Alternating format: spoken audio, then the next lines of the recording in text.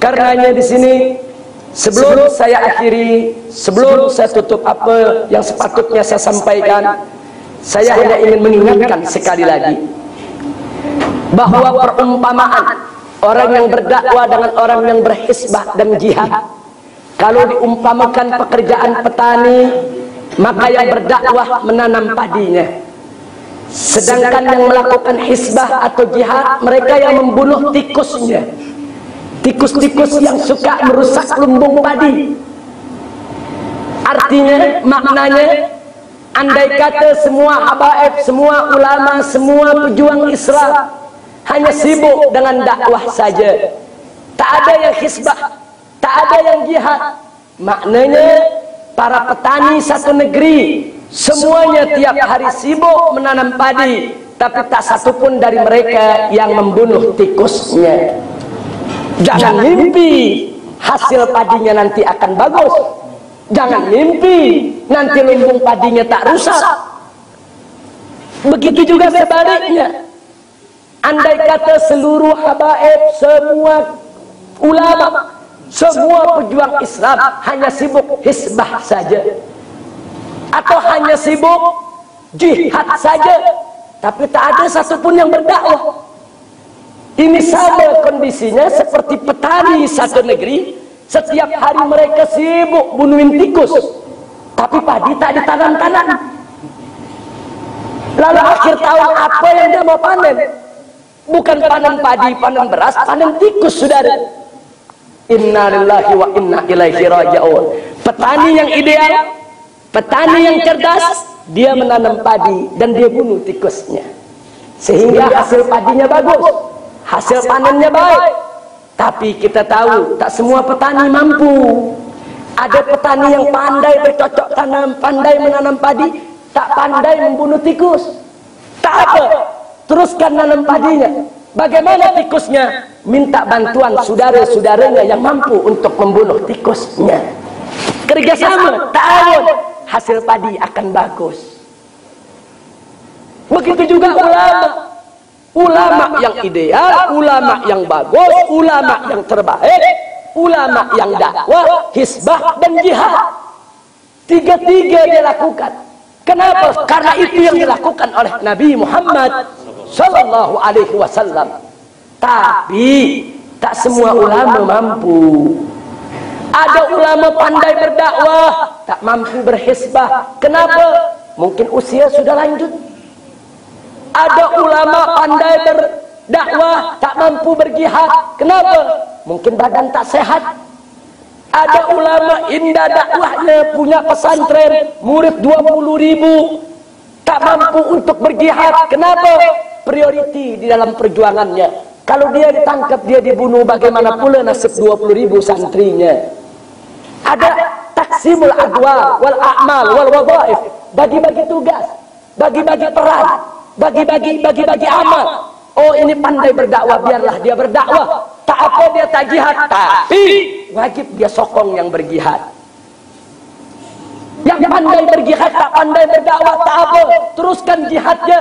Tapi dia wajib terus sokong, cintai saudara-saudaranya yang berdakwah. Bukan saling menghina, bukan saling menjatuhkan.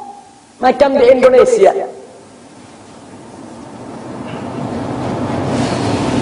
Kalau ada ustaz, dai, guru berdakwah dengan lembut, santun, ramai pengikutnya, kemudian ujung-ujungnya lupa diri, ghurur, merasa diri suci, akhirnya yang jihad disalahkan, yang hisbah disalahkan. Mereka kata itu hisbah, jihad, cara keras macam itu, tegas, itu bukan cara Nabi. Nabi sabar, Nabi lembut. Begitu juga sebaliknya. Ada lagi yang pandai hisbahnya, pandai jihadnya, keluar masuk penjara, keluar masuk buik, disiksa bahkan mau dibunuh, tapi ujung-ujungnya lupa diri, gurur, merasa diri paling jago, paling berani. Kemudian apa yang terjadi? Dia menganggap apa yang dia lakukan paling bagus, paling terbaik, orang lain salah semua. Yang dakwah dia hina. Inna lillahi wa inna ilaihi raji'un. Sikap tidak menghargai macam itulah yang membuat perpecahan di tengah-tengah umat Islam. Sepatutnya yang dakwah menghargai yang hisbah, yang hisbah menghargai yang jihad menghargai yang dakwah.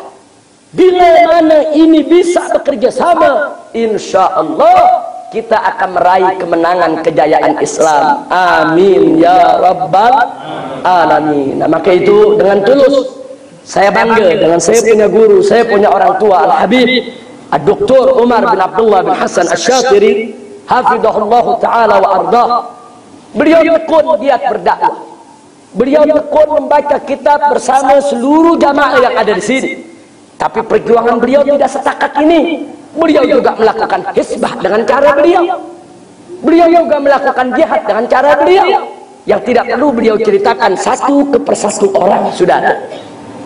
Tapi saya tahu ternyata beliau ini pergi ke sana, pergi kemari, dakwah sana, dakwah sini, mencoba untuk menyempurnakan daripada langkah perjuangan Islamnya. Alhamdulillah. Kita doakan mudah-mudahan Habib Umar Asy-Syatiri dipanjangkan umur oleh Allah Subhanahu wa taala dalam taat, dalam keadaan sehat wal afiat, agar terus manfaat untuk para pejuang Islam, baik yang berdakwah, berhisbah maupun berjihad. Amin ya rabbal alamin. Karena itu akhirnya saya ingatkan, walaupun kita tak mampu berjihad, tak mampu berhisbah, katakan tak mampu juga berdakwah, tapi siapa yang menyokong dakwah berarti dia sudah ikut berdakwah.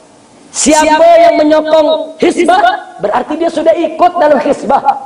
Siapa yang menyokong jihad berarti dia sudah ikut dalam jihad. Ya ikhwan, subhanallah.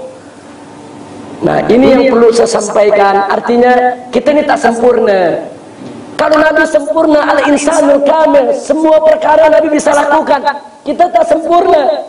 Nah, kita jangan bermusuhan di antara kita, tapi kita harus bersatu, kita harus bersama, harus, yaitu mesti bersatu, mesti bersama untuk meraih kejayaan Islam insya Allah. Karena itu yang perlu kita bangun pertama adalah silaturahmi. Karena dengan silaturahmi, tabadir ziarah, maka akan muncul ta'aruf, saling kenal. Kalau sudah silaturahmi saling kenal, ta'aruf, akan lahir lagi tafahum, saling pengertian. Kalau sudah tafahum, saling pengertian, yang keempat ada ta'awun, saling bekerja sama. Jadi betapa penting, yaitu nabda bisilaturahmi, summa ta'aruf, tafahum, wa akhiran at-ta'awun. Kama qala Allah Subhanahu wa ta'ala fi kitabihil aziz, wa ta'awanu 'alal birri wat taqwa wa la ta'awanu 'alal itsmi wal 'udwan. Shadaqallahul aliyyul azim. Itulah yang ingin saya sampaikan pada malam hari ini.